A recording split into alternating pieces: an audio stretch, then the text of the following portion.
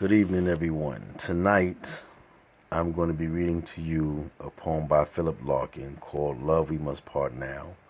And I'm going to give you a brief analysis of the poem. Love, we must part now. Do not let it be calamitous and bitter. In the past, there has been too much moonlight and self-pity. Let us have done with it, for now, at last. Never has sun more boldly paced the sky.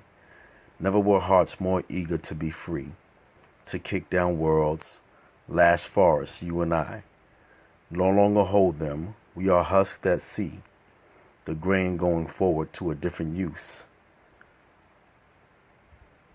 There is regret, always regret, but it is better that our lives unloose. As two tall ships, wind-mastered, wet with light, break from an estuary with their courses set, and waving part and waving drop from sight. This poem is a Shakespearean poem, and it follows the A-B-A-B-C-D rhyme scheme. In this poem, Larkin kind of alludes to the idea that he is in a relationship. However, Larkin was never really in a relationship at the time that this poem was written, which was published and written in 1943, and later became a part of a collection of poems written by Larkin called The North Ship in 1945. Larkin was definitely the type of man who was in an engagement and thereafter in several promiscuous type of relationships. But the poem alludes to the idea that he may be writing a letter to a partner, a loved one who they seem to be about to break up. So in here we see where he says, "We must part now. Do not let it be calamitous and bitter," which would denote that he means they don't want the breakup to be cold and parting on bad terms. But in the past, there has been too much moonlight and self-pity.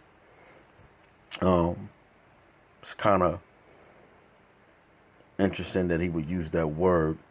I took it as in a term of him not meaning moonlight as in the actual moonlight, but more so like meaning too much work and indulging on the past. Let us have done with it, for now at last. Never has sun more boldly paced the sky. Never were hearts more eager to be free. Here, he sounds like they're both ready to just completely be done with it, and that they're both wanting to go their separate ways. So that way they could actually follow their own passions and do the things in their life that they want to do, which leads me to the next line where he says, to kick down worlds, lash forests, you and I. No longer hold them, we are husked at sea, the grain going forward to a different use.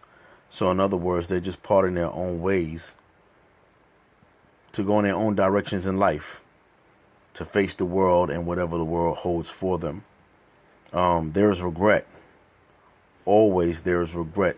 This is where I feel like the Volta comes in place, because now he skips to the point to where they're both happy to actually break up and go their own ways, eager to do so, but then he comes back to the point of being regretful that the relationship hasn't worked out. But then he says, but it is better that our lives unloose as two tall ships, wind-mastered, wet with light, break from an estuary with their courses set, and waving part and waving drop from sight.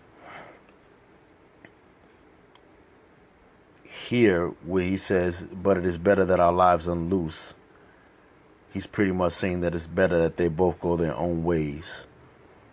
And he uses the analogy as two tall ships, wind-mastered, wet with light, indicating like two ships who are set for a different course or a different path. sailing apart in their own different ways along the ocean. At this point, they're pretty much saying the relationship is done. You know, it's better that they both go their both ways instead of being together.